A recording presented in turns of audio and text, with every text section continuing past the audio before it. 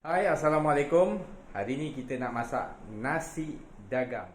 Campuran beras basmati bersama beras pulut selama semalaman atau 4 jam sebelum kukus. Nisbah 3 cawan beras basmati dan 1 cawan. Kedua, setelah kita rendam beras basmati bersama dengan beras pulut ni, kita toskan airnya dan kita campurkan biji halba. Biji halba ni bergantung ikut pada anda. Kalau yang suka buat bau halba, letak lebih sikit lah. Okey, kita gaulkan apa tu kan, bau halba tu. Okey, kita gaulkan sehingga sebati. Okey, siap kita gaulkan. Kita nak kena masukkan kat dalam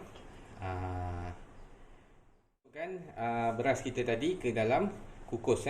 So kalau jika anda mempunyai kukus yang mempunyai lubang-lubang yang besar-besar ni, selain daripada anda menggunakan kain kasa, ada juga cara yang saya nak kongsikan kepada anda, iaitu tanpa menggunakan kain kasa. Jika lubang kukus ni besar-besar kan, teknik dia adalah dengan letakkan satu pinggan ataupun alas yang besar di bawah pengukus ni. Okey, so anda letakkan dan seterusnya anda letaklah nasi ni, beras ni tadi, campuran beras basmati dan beras pulut. Okey, campuran beras basmati dan juga beras pulut. So letak je. Kalau dia jatuh, dia akan jatuh ke bawah pinggan tu. Okey. Okey, make sure anda ada ruang lubang di tengah-tengah ni untuk membiarkan air wap kukusan tu naik ke atas.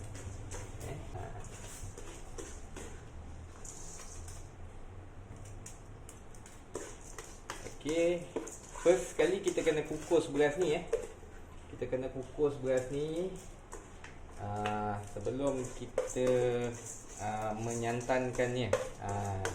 Sebelum kita letak santan, kita kena kukus dulu. Okey, nanti next. So untuk nak masak beras nasi dagang ni, dia memang agak cerewetnya dekat sini. Cerewetnya adalah dekat beras ni tadi. Okey. So kita boleh lihat kalau ada beras yang jatuh-jatuh tadi tu, dia jatuh dekat bawah, dekat pinggan ni. So kita letaklah balik kat kukus. Biasanya saya suka letak daun pandan. Saya suka letak daun pandan agar wap yang naik itu berbau wangi. So bau wangi itu akan melekat pada nasi yang kita kukus. So nasi dagang yang kita kukus ni nanti akan berbau wangi lah. Okey, so kalau anda melihat beginilah. So kita biarkan ruang tengah ni untuk ruang dia naik wap. Okey, kemudian kita tutup. Okey, kita tutup dan kita kukus selama 20 minit ataupun setengah jam. Sementara kita nak menunggu beras kita dikukus, siap dikukus untuk stage 1. So kita buat campuran santan dia dulu. Okey, saya menggunakan santan kara. Depend lah pada anda, anda nak pakai santan apa. Tapi nasihat ataupun cadangan saya adalah santan kara, sebab santan dia sedap. Dia punya kepekatan dia cukup. So kita just pakai sikit. Okey, untuk yang first punya campuran ni, kita buat campuran santan yang cair. Okey, di mana kemudian kita campurkan sedikit air. Jadikan ia campuran santan yang cair. Okey, so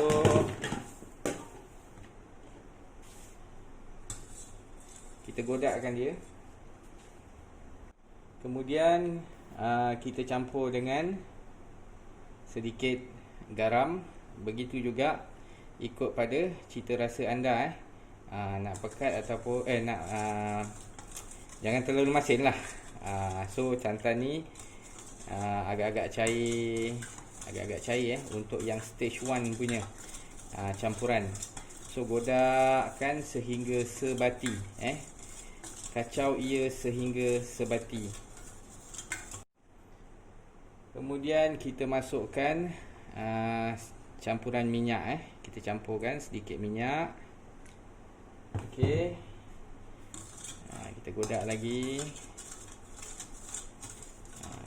Kalau orang Johor cakap godak. Ada orang cakap kacau, godak kan. Ni godak. So kita godak ataupun kita kacau. So kita tengok agak-agak minyak tu kurang, kita tambah sikit lagi. Minyak ni penting nak bagikan dia punya minyak lah, nasi tu berminyak. Kita nak buat pula campuran santan yang kedua. Okey, campuran santan yang kedua ni kita perlukan bawang dan juga halia. So bawang dan halia ni kita kena potong dia lah, kita kena potong dia.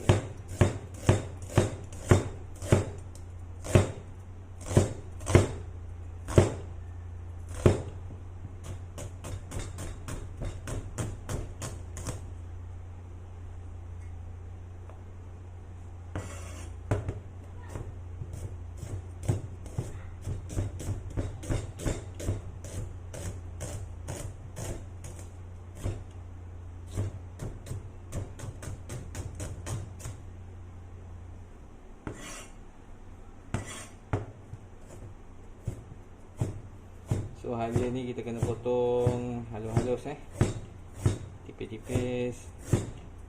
Ikut cara anda lah. Ada yang nak potong panjang, saya suka potong halus-halus macam ni. Okey. So bawang merah dan juga halia. Okey.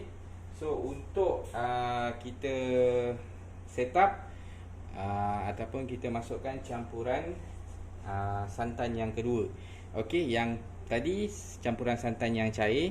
So ini kita nak kena buat campuran santan yang pekat. So bawang ni, bawang merah yang kita potong dengan halia ni kita masukkan dalam bekas. Ada 2 campuran santan yang disiapkan sementara tunggu nasi yang kita kukus tu siap dikukus selama 30 minit. So yang ini saya siapkan campuran santan cair dengan minyak, okey. Santan cair, dan satu lagi adalah campuran santan pekat yang dicampur dengan bawang dan juga halia. Pertama tadi ni tak ada campuran halia dengan bawang, tetapi kita buatkan ia cair. Yang kedua ada campuran halia dan bawang, kita buatkan ia pekat dan kita panaskan. Baik, setelah 20 minit kita dah boleh angkat kita punya nasi yang dikukus. Beras yang kita kukus ni tadi, yang untuk stage 1 kita salin. Panas, haredang. Woo! Okey.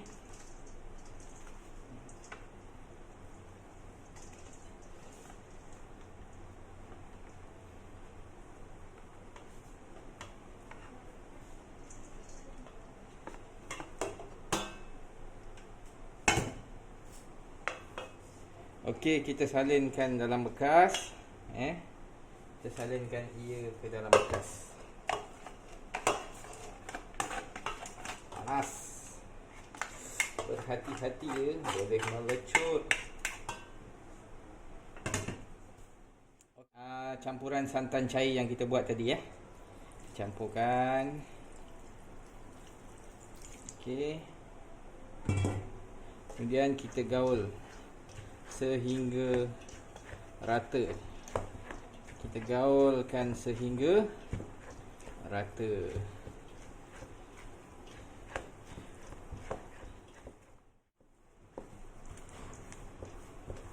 Baik.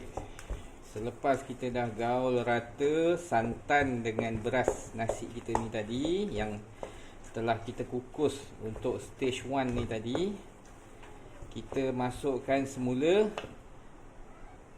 ke dalam kukusan. Okey. Sama juga kita masukkan semula seperti mana kita buat yang pertama tadi. Okey.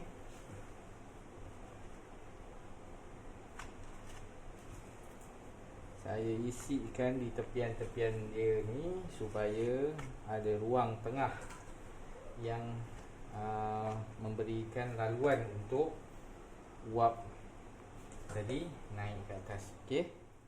Dah itu kita kukuskan semula. Okey. Nak masak nasi dagang ni bukan senang. Lepas kukus kita angkat, kita gaul santan, lepas tu kita masuk, kita kukus balik semula.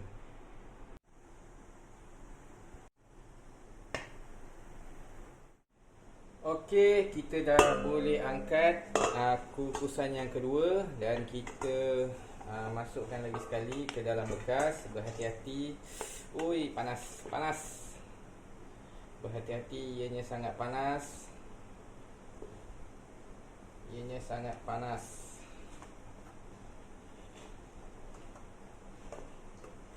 Pastikan anda tidak pegang direct boleh melecur tangan. Okey, so kita dah angkat kukusan yang kedua. Tiba masanya untuk kita campur adunan santan tadi, santan pekat dengan bawang dan juga halia. Okey, kita masukkan campuran ke nasi dagang kita ni. Okey. Tadi yang pertama kita campur adunan santan cair So yang ini, yang kedua kita campur adunan santan pekat pula.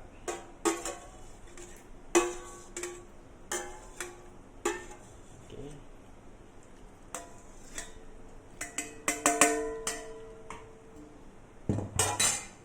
Okey, sesudah kita campur, kita gaul. Kita gaulkan ianya. Gaul lagi. Sebatikan ia. Oh, baunya, bau bawang, halia dan juga halba. Dia punya naik bau dia memang mendatangkan selera.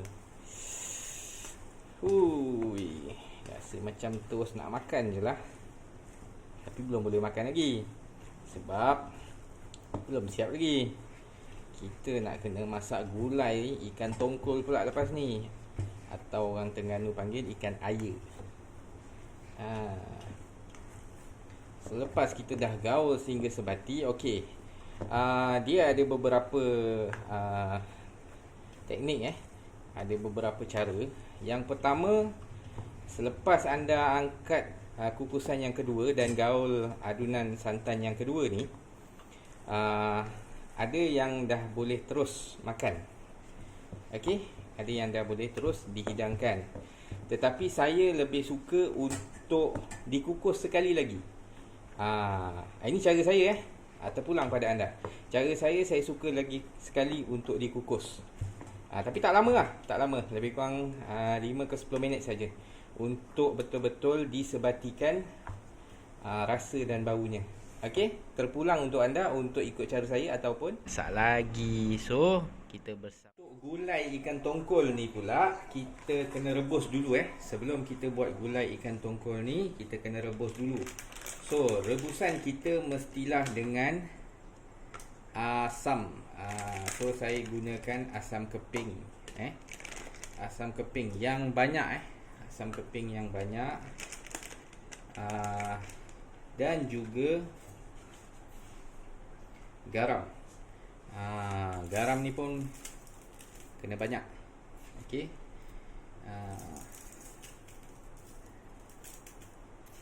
Okey, so kita rebuskan ikan tongkol ni dengan asam keping bersama dengan garam yang banyak.